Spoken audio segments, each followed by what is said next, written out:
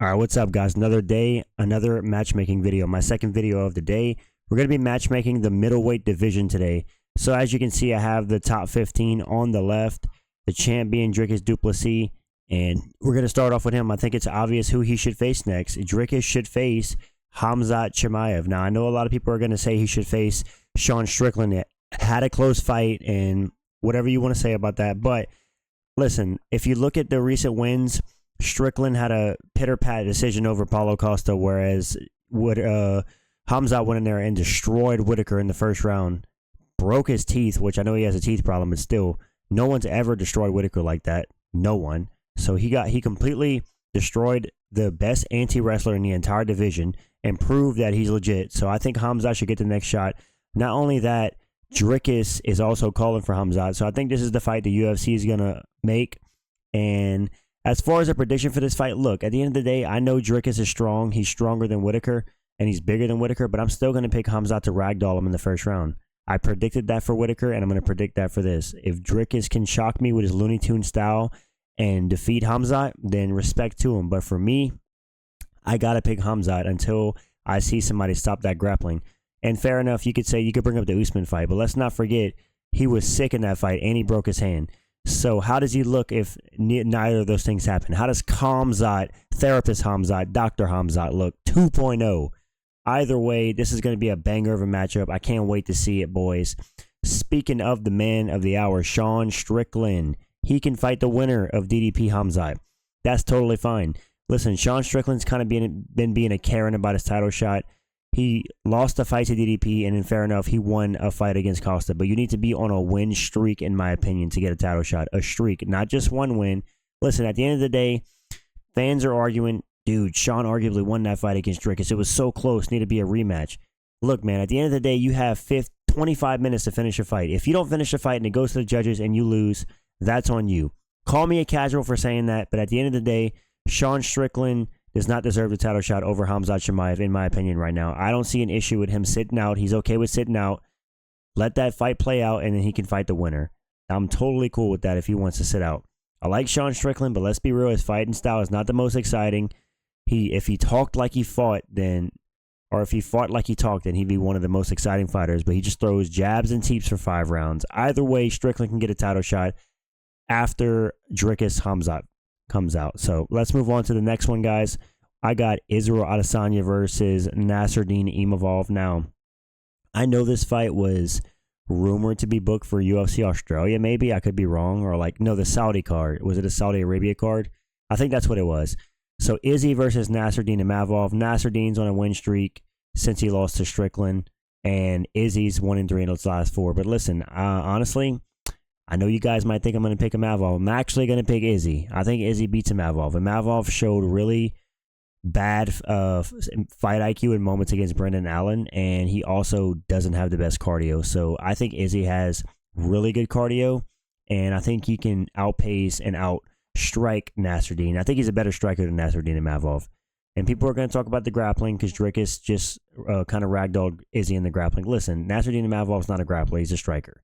And I think Izzy's the better striker, and I think if it's a stand-up fight, I got to go with Israel Adesanya. I think he'll get back in the win column. Maybe he'll be vintage Izzy. Maybe he'll get a finish like he did against Paulo Costa. I'd love to see him finish Nasruddin. I don't know what it is about Nasruddin Imavov. His face just pisses me off. So come on, Izzy. I called you overrated. Show me what's up. Show me you're not overrated. Destroy Imavov, and life can go on as we know it. Let's move on to the next matchup. I got Cal Baraujo versus Robert Whitaker. Now, as far as I know, the damage Robert Whitaker took in the Khamzat fight isn't going to require him to take like a crazy long time off. It's something that heals decently quick. I could be wrong on that, but Cal Baraujo, I believe he's coming off a brutal KO over Paul Craig, and then he beat Jared Cannonier after recently. Destroyed Jared Cannonier. And now we have Robert Whitaker coming off that off that Khamzat loss. I think he's going to want to get back in there. Rob's going to be hungry. He's going to want to get that one back. And I think he wants to try to get in the win column. And listen, as far as a prediction for who wins this fight, I think Khamzat is that damn good. And Robert Whitaker is still one of the best middleweights in the world. So I will pick Robert Whitaker to beat Cal Baraujo. But it's a close fight. And would I be surprised if Cal Baraujo pulled it out? Because he's a powerful guy. He could KO Whitaker on the feet. No, I would not be surprised. But I'm picking my boy Whitaker. I'm riding with Robbie, even though I went against him against Hamzat. I just thought the grappling would be too much. But Robert Whitaker versus Cal Baraujo. Pick Whitaker by the dominant decision. Book at UFC. Maybe like March, April. Give Whitaker more time to heal. Maybe even later. We'll see. Either way, let's move on to the next matchup. We got Anthony Hernandez versus Brendan Allen. Now, this fight's actually already booked for next year, February 22nd, I believe. And listen, guys, let's keep it 100 here. The way Brendan Allen looked against Nasser Mavlov was absolutely embarrassing. His cardio looked terrible. Anthony Hernandez has the best cardio in the division, and he's going to absolutely drown Brendan Allen and probably submit him. I know Brendan Allen has a good ground game, but Fluffy has an underrated ground game. And this guy just steamrolled and beat Michel Pereira pillar to post. And I think you got another one-pump chump in Brendan Allen who doesn't have great cardio. Listen, I know Brendan Allen was on a win streak, and he just lost one fight. But when you look at a guy like Hernandez who has smothering cardio versus a guy like Brendan Allen who tends to fade, I'm going to have to pick Fluffy. It's not like Brendan Allen's like this like technical wizard on the feet. He's had decent striking and he's got good grappling. Anthony Hernandez is kind of the same thing. So Anthony Hernandez, in my opinion, is just a better version of Brendan Allen with better cardio. So I'm going to have to go with Anthony Hernandez. Either way, it's an intriguing matchup. I am excited to see it. Come on, Fluffy, pull it too. The Fluffy title run starts now, boys. Let's go. Let's move on to the next matchup I want to see. Roman Deliz versus Marvin Vettori. Now, guys, where's Marvin Vettori? Marvin Vettori just disappeared off the face of the earth. Probably a good idea after the beating he took from Whitaker and Cannonier. He took a lot of damage. This dude has one of the best pound-for-pound chins ever in the UFC. And maybe it's a good thing for Marvin Vettori to reevaluate his game, take some time off. He doesn't seem to be evolving in MMA, so maybe he's take some time off to change his game, change his coaches. I want to see him against Roman Deliz. Deliz just went up and beat Anthony Smith, I believe, and then he came back down to middleweight maybe and got a win. I can't remember. Casual bunny strikes again. But book this fight, him versus Marvin Vettori. I think this is a winnable fight for Marvin Vettori. Deliz has pretty atrocious striking, and his grappling's good, but if Marvin wants to keep it standing, I don't think Deliz has a good ability to get it to the ground. So I'm going to pick mediocre Marvin by a 29-28 decision against Roman Deliz. That's my prediction for this fight. And last but not least, I want to see Sherbet Bullet versus Paulo Costa. Secret Juice versus Pirate. I want to see this fight, guys. I want to see it. Paulo Costa does not have a single win over any active UFC fighter, and Sherbet Bullet's on an absolute tear right now. I think he's 4-0 in the UFC, maybe even 5-0.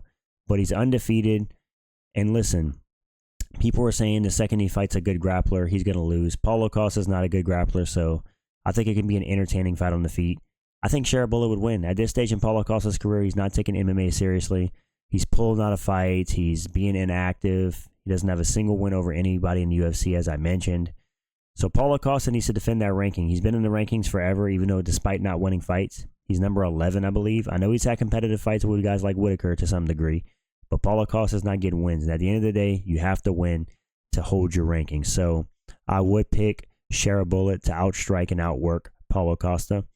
And the only two people I didn't include, fighters I didn't include on this video were Jack Hernandez and Michel Pereira. I guess you could match those two up, but I don't know if Michel Pereira deserves a shot at somebody up in the rankings after that embarrassing performance against Fluffy.